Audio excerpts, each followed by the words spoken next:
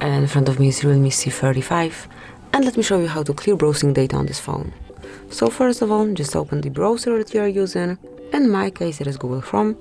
Then tap on More icon and tap on History.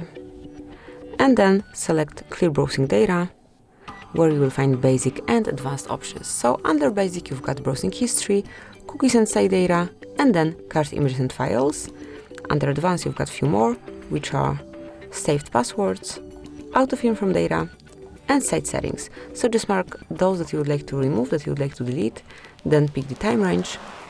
So you can remove history from past hour, 24 hours, 7 days, 4 weeks, or all time. I will go with all time, and then tap on clear data. And that's it. As you can see, that will be all. Thank you for watching. Please subscribe our channel and leave the thumbs up.